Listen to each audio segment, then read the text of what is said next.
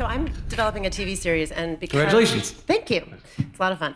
And because I'm doing that, I'm also building out my own post team. Cool. And my own facility. And the question that I had for you is, I have this tension between security, locking it all down, making sure the script doesn't get left behind, and my social media people, right? Because, and part of the thing I'd love to hear your opinion on is whether you believe that the window for doing what we traditionally used to call post is collapsing closer to being in like part of the production process. It's my impression that that's the case, just because your marketing people are like, but we got to keep this thing alive, right? Yeah. So how do we balance that out when we're like training our people and making sure that the content is like perfect, amazing for our fans, and also not ending up in North Korea too early? Right, yeah.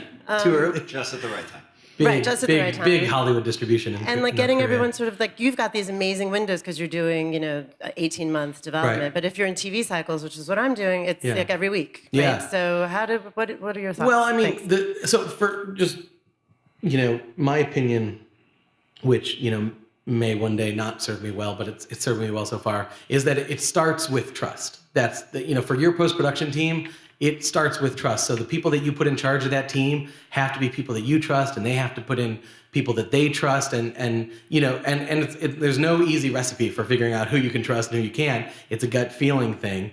But, if you have a good sense for people, you can figure that stuff out. I think, we on our at Bad Robot, the productions there, we don't do a ton of social media type stuff.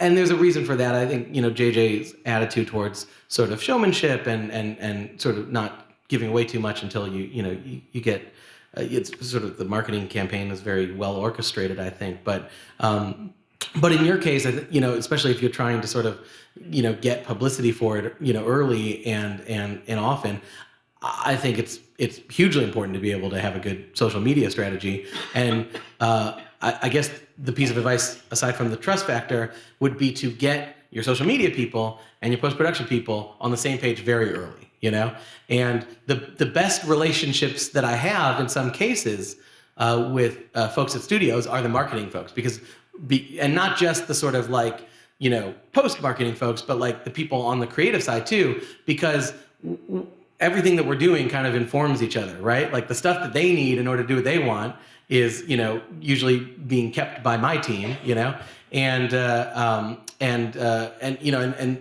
have an interest certainly from the production side of things to make sure the word is getting out about the project that we're working on, and everyone's getting what they need. And sometimes we'll have ideas for things that can work well out there. So getting those people talking on all levels, not just technical levels, but also creative levels, is good. I'll also say just your editorial team might have cool ideas for like gems that were caught on set that aren't going to make it into the series, but could be really fun in social media. And we found a bunch of that stuff on Star Wars, on Star Trek Into Darkness. I mean, we've had a lot of fun with that stuff. Sometimes talk show clips, other times for social media. But I would say getting those teams talking and like on the same page and making it feel like one team would be hugely important.